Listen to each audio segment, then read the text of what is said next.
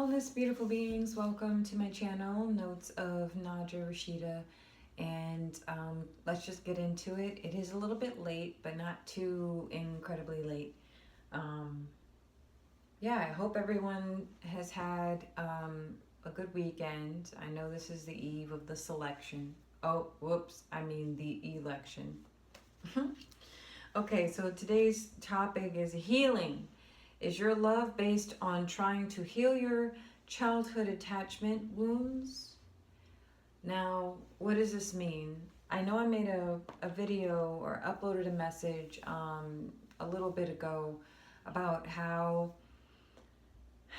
when we're wounded and hurt, it's usually we're hurt, the person that hurts us is actually just bringing up what's already there within us. And so I wanted to touch on that a little bit. Oftentimes when we meet someone new, it's always someone new, right? When we meet someone new, there is this freshness, this it makes you feel alive. It's rejuvenating. There's sparks. You want to talk to them all the time. You want to breathe the same air. You want to get inside their mind, inside their inner reality. All is well in the world. Everything is magical. And then one day it's not, right? And they call this the honeymoon phase. They call this the phase of, everything is pleasurable and joyful and full of just, I don't know, like happiness and balance, and everything feels right and it just fits well. And then it's a pivotal, I think, an energetic shift that all connections have, mostly in romantic relationships, when there are feelings that go beyond the platonic, right? And usually what triggers this energetic spiritual shift in a connection between two human beings in a romantic sense are circumstances, trials and errors, events that change things, that kind of drag the other person out of their norm and into what is real, right? That we keep hidden from others. What does this have to do with the inner child? All that remains unhealed within will always develop a voice without. Meaning, no matter what happens to you in your childhood, for me, I find that when you think of an average human being's experience, right? We go through traumas, we go through bad experiences, we go through certain moments in life that that are really difficult and that break us open. And what we automatically begin to do when when we are broken open, when our inner light is exposed, when we haven't strengthened ourselves yet, we prematurely will harden our shell. We become hardened versions of ourselves. And with this shell we carry around, and this is what we show people. But all in all, there's just a wounded inner child, right? They say that unhealed wounds, you are the age of the unhealed wound when the wound took place, right? So let's say something catastrophic happened to you at 12 years old, or let's just say at 4 years old. Anytime you have a trigger, you retort back to the psyche, the age of when that happened in the present moment. I do believe this. That's why at times you will literally see king babies or a queen baby having a complete and utter meltdown over something that would seem very small, but it's not very small for that individual. So why is it that, our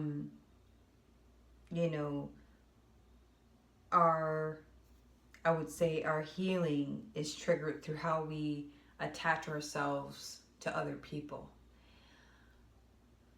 I think I'm still in the middle of studying my attachment style to people. I know in a professional sense I can be quite detached, right? I don't, I try to meet people where they're at, and I try to be, I try to be transparent, and maybe a little dash of vulnerable. But I always have this, I try to operate in the space of complete neutrality, right? Not too open, but not too closed off. In intimate connections with people, I tend to, once I feel like I can trust them and they can trust me, I let it all flow out. I am an open, dam where all this emotions poured out, and it's very intense. And I've for the receiver, and so I've now learned to, you know, um, be like a little stream. Not necessarily a roaring river. I love rivers, but I rather just either, I want to operate like a lake. Right? A lake is calm at the top, but there's a lot going on beneath the surface of a lake. Um, but just a stream, just a calm creek. And um, as I'm getting older, I'm learning to observe my attachment styles. My attachment styles, it can be quite detached.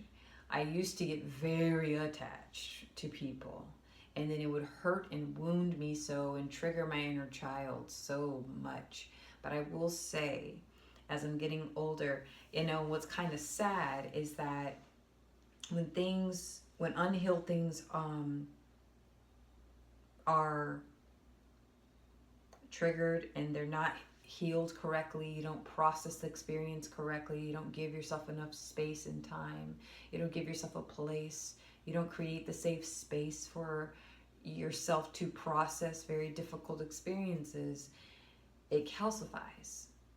Then you meet someone new, they attach themselves to you, you attach yourself to them, and then, oh no, things happen, doesn't work out, then you calcify and you calcify and you calcify, and you're calcifying all this light that should be flowing, all this energy that should be flowing in and out and all around you, above and below you, behind you, in front of you, to the left, to the right, your mind, your heart, your body, your womb, in all spaces and places of your being, but it's not.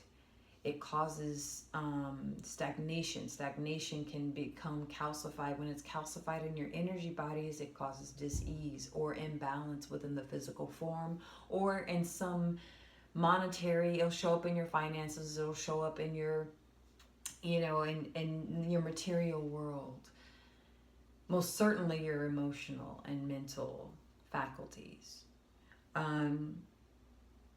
So attachment, there's this whole list of different attachment styles I bumped across a while ago, and it was like, oh, you're avoidant attachment, or you're anxiety attachment, or whatever, and yeah, I think attachment styles are a way to expose this fear of being hurt, of having to relive what isn't resolved.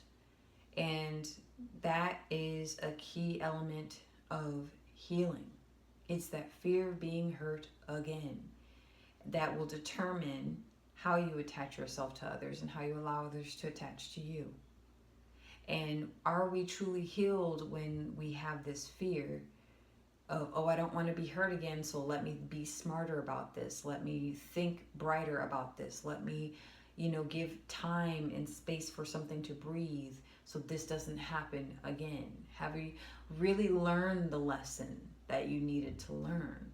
And these are very difficult questions, because especially it is the most dangerous time for unhealed people.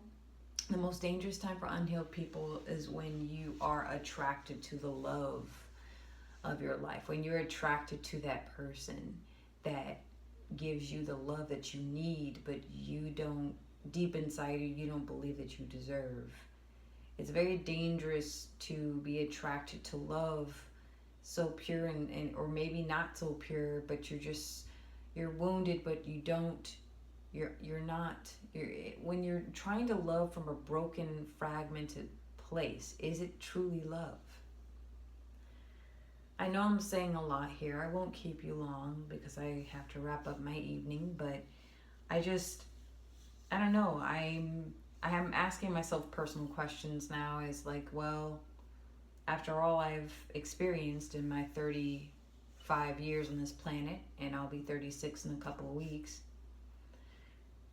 am I operating out of a healed space, or am I operating out of a fear-based space? Those are two different frequencies, and those are two different places of existence to love from, to share yourself from.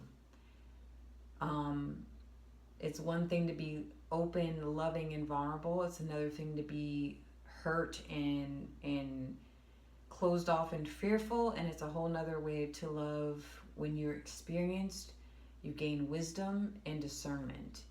Which one of the three are you? How are you attaching yourself? How are you loving? You know,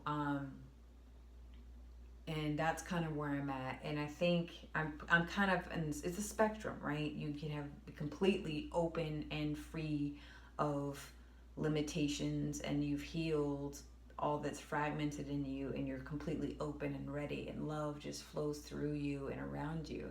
Then you can be the person that, you know, you're experienced love, you've experienced hurt, you've experienced you know, what your needs are and what you don't need. You are able to discern, and you are wiser for it. And then you have the fear-based type of space and frequency, where you're trying to love from a broken, fragmented, dishonest, illusion-based frequency. And you trick yourself into believing that you're okay to love somebody, you're okay for them to love you. And so each space, each frequency, each, you know, group, I think I'm kind of in the middle, right? I've gained a lot of wisdom, gained a lot of experience, strengthening my discernment, but I also still have that emotional, energetic residue where it's like, now what? You know, and it's a weird space to be in. Now what? Of course, everyone wants to be that open, vulnerable, open to love, openness, just joy-led type of frequency when loving another. And that's a beautiful, beautiful gift. It is a beautiful gift to behold, but it's quite a lot when you're not right there, and it almost feels overwhelming, you know, like when I think of potential of what could be. But I know where I'm at, and I choose to be honest about that, and I ask you to be honest about where you're at. And this isn't about jumping in a relationship, or, you know, choosing to date this person, or getting married, or, you know, moving in together, or breaking up with somebody. This is just you checking in with you and asking yourself legit, very important questions. Where are you in this beautiful spectrum of love? Because people try to love from a broken place, or people try to love from a very whole and complete place. And then you have people smack dab in the middle, like myself, right? Where we're just kind of like, okay, I'm not naive, you know, but I'm also open, but I'm not stupid. I'm not dumb, right? I've learned lessons, but I also want to bask in flow. And so being in this space, I don't want to call it limbo. I don't want to call it that, but I heard a colleague today shared the word purgatory. And that's kind of a weird spot to be. It's like you're in between realms, you're in between worlds, you're not nor living nor dead. It's kind of like, where am I at? What's my role in my life? And I kind of feel that way in general, to be honest. Like, I have a purpose. I feel more solid and centered and grounded in myself, but now what? You know, why am I here doing what I'm doing? So with that, that's all I got.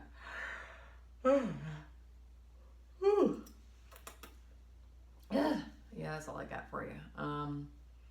I'll keep the videos rolling. I'm, again, minimizing, simplifying my lifestyle. I still don't know how I feel about giving a whole flipping tour of my whole space. But there's something about minimalists out there that live like they have like extreme minimalistic lifestyle where they show everything because they don't got much. Like they have bare rooms, okay? They have bare necessities, so they feel, very like meh about privacy in a way, which I think once I get to that level where I feel 100% comfortable where I'm at and the things that I have, and I know why I have what I have, and it maybe I might be open to that, but it's not necessarily a necessity to show off. Ooh, look how well I'm practicing minimalism. Like, it's not that big. It's not that deep. It's my own personal practice. Um, but if you are a minimalist out there, then you'll get it. But anyway, may this message find you well and whole, and just ask yourself these questions. Where do you fit? Where are you loving from? Have a good night.